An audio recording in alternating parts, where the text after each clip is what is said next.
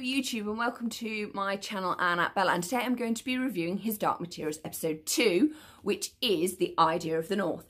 After we had the wonderful introduction of episode 1, which was Lyra's Oxford, which introduces to Lyra's world in Jordan College, her inept uncle slash terrible father and incompetent dad, that is Lord Asriel. We then are quite quickly, and quicker than we are in the book, introduced to a woman called Mrs. Coulter, who is also a very inept parent, even though it is much too late to mould Lyra. She's too old. She's about 12, going on 13 or 11. It's much too old to do any serious personality moulding at this stage. Should have kept her. That's all I'm saying. Yeah, huge spoiler. You're going to deal with it, but this is how it's going to be. It's interesting that they actually made their relationship a working one, like she's setting her up to be this assistant, which is quite cool.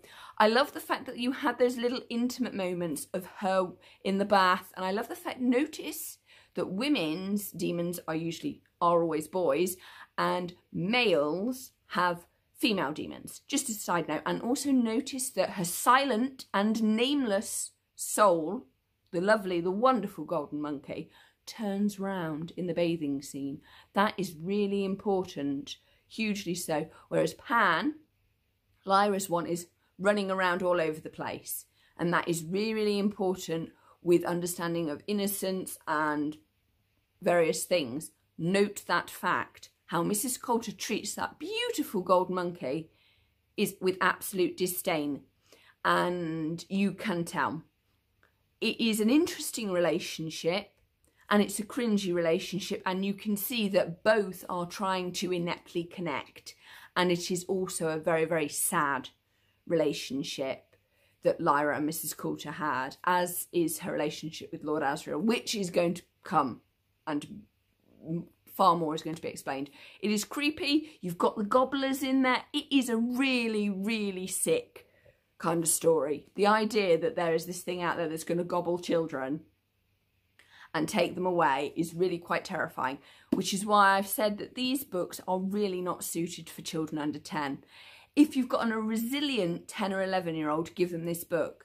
It isn't really a book that you can read to young children either. It's not like Harry Potter. It does not read well. There are lots of complicated places and lots of complicated ideas. That's not to say if you've got a really bright and precocious child, you could do that, or show them the video of the film that they made of the Golden Compass of this book, The Northern Lights. But even that, for me, does not do this work justice. This series is doing the work justice. It is acknowledging, yes, it is a young adult book, very much like The Hunger Games. In fact, these ones are point books, which at the time meant that there wasn't a section for young adults at the point when these came out.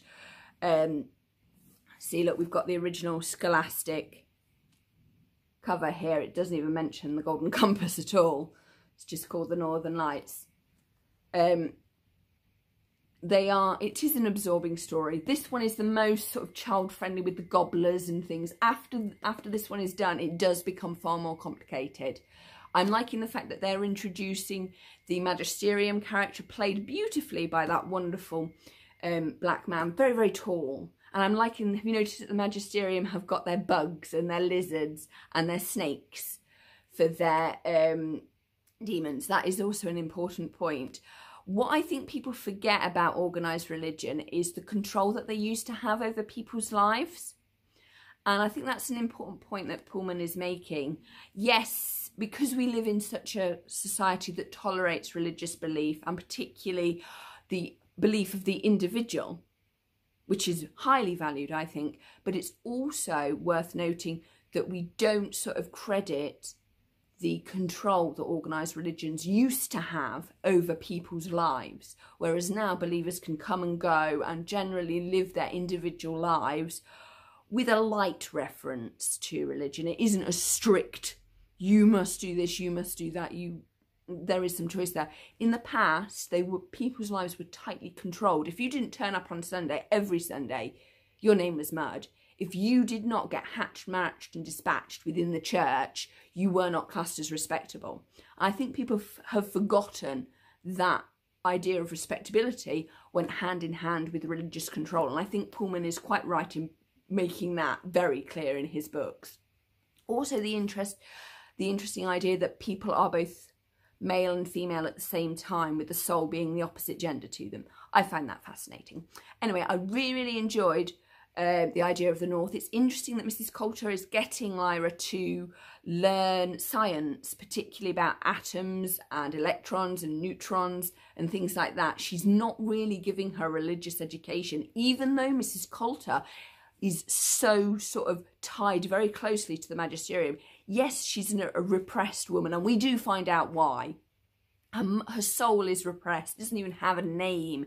She can be separated from her soul for quite some time and not feel pain.